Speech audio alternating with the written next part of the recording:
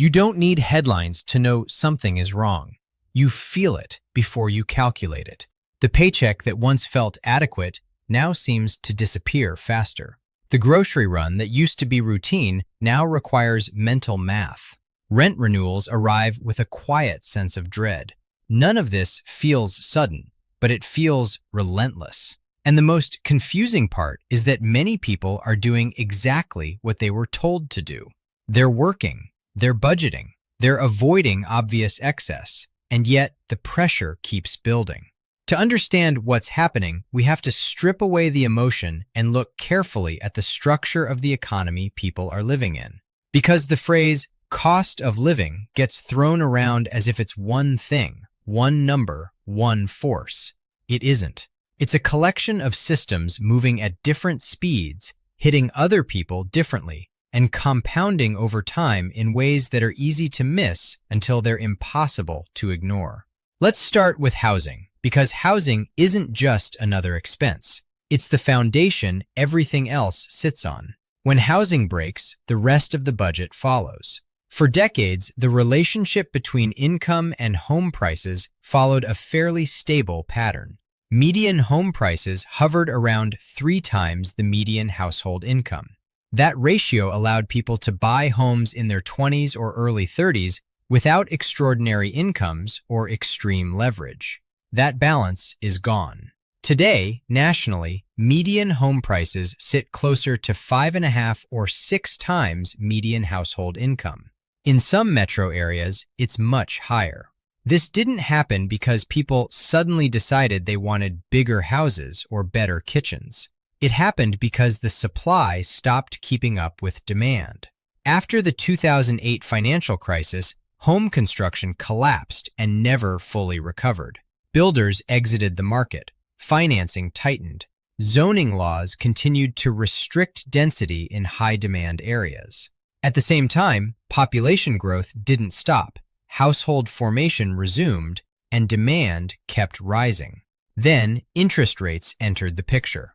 When rates were historically low, they allowed buyers to stretch further, pushing prices up. When rates rose sharply, prices didn't fall proportionally. Instead, existing homeowners became locked in.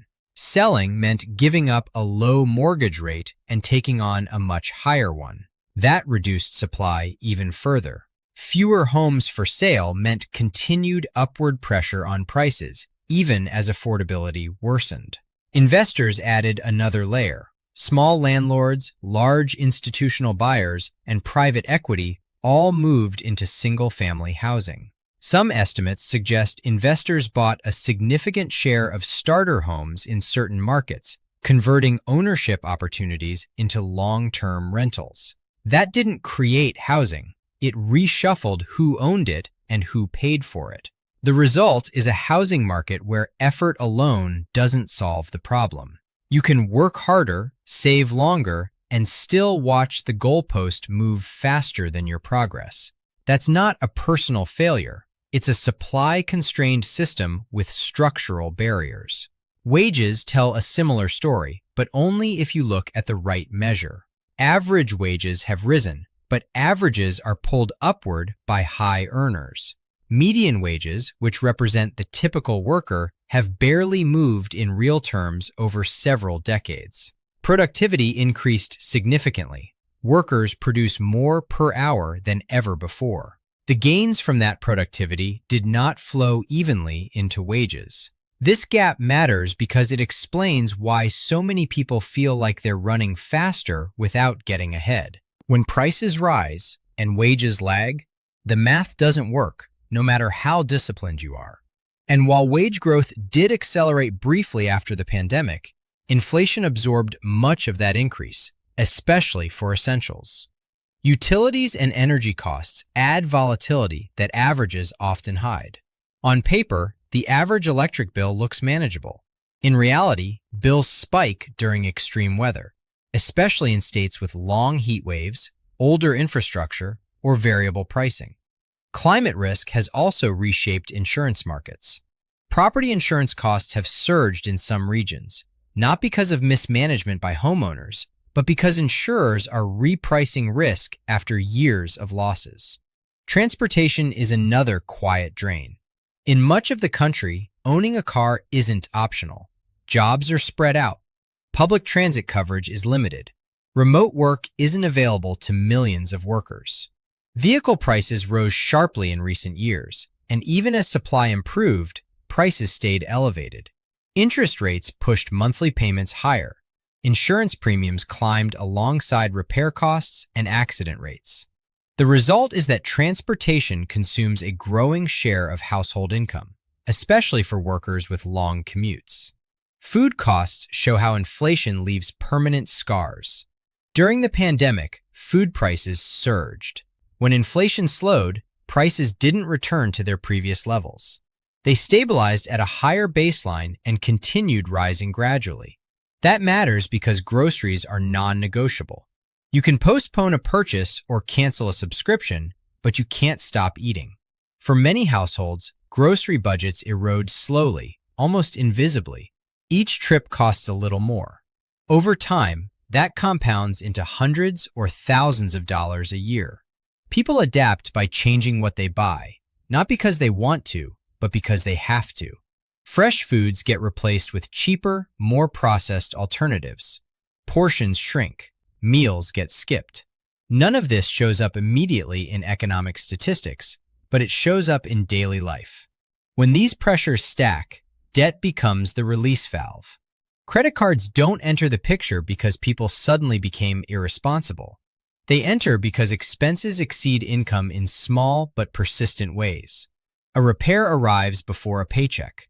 A medical bill overlaps with rent. Groceries cost more than expected. Each swipe feels temporary. The interest is anything but. With interest rates above 20%, carrying a balance quickly turns into a long-term burden.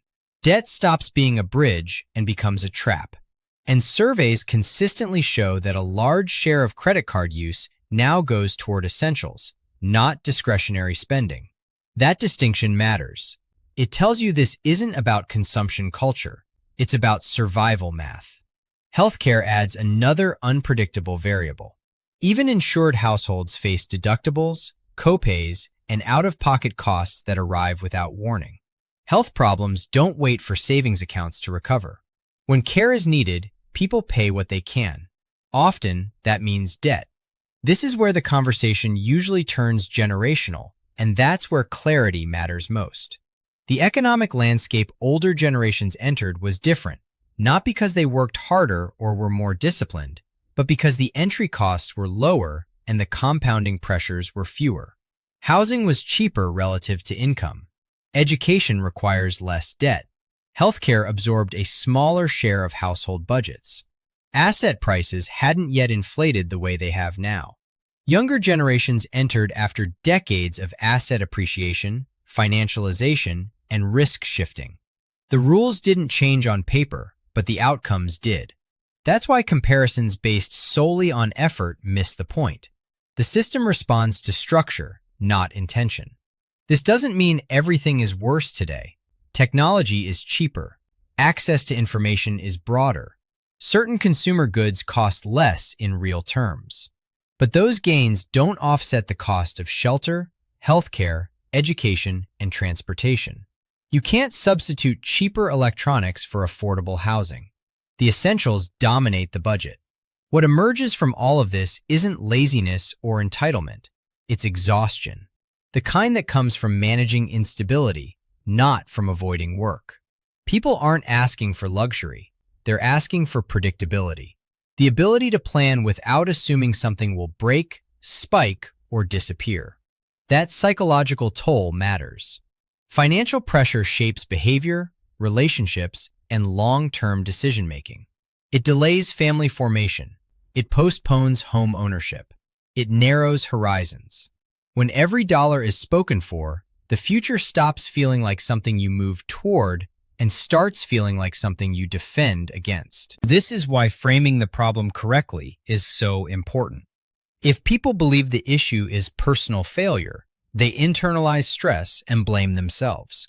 If they believe the issue is entirely external and immutable, they disengage. The truth sits in between. The pressures are structural, but understanding them creates leverage.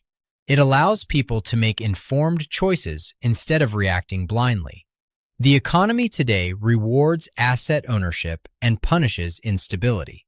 That's not a moral judgment, it's a description. Those who already own appreciating assets experience inflation differently from those who rely on wages. Renters feel price increases immediately. Owners feel them later, often indirectly. That divergence widens gaps over time.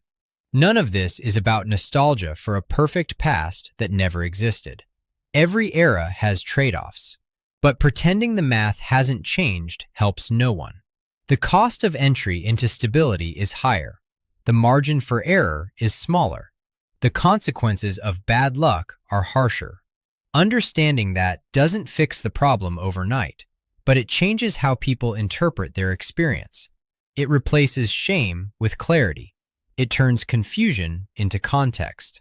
And that matters, because when people understand the system they're in, they stop blaming themselves for outcomes that were never fully under their control. The real question isn't whether things feel harder. The data confirms that for many households, they are. The real question is whether we're willing to talk about the reasons honestly, without oversimplifying, without scapegoating, and without pretending this is just about mindset. Because the cost of living today isn't measured only in dollars. It's measured in postponed plans, delayed milestones, and constant trade-offs. And recognizing that reality isn't pessimism. It's the first step towards seeing the system clearly, and clarity is always more useful than denial.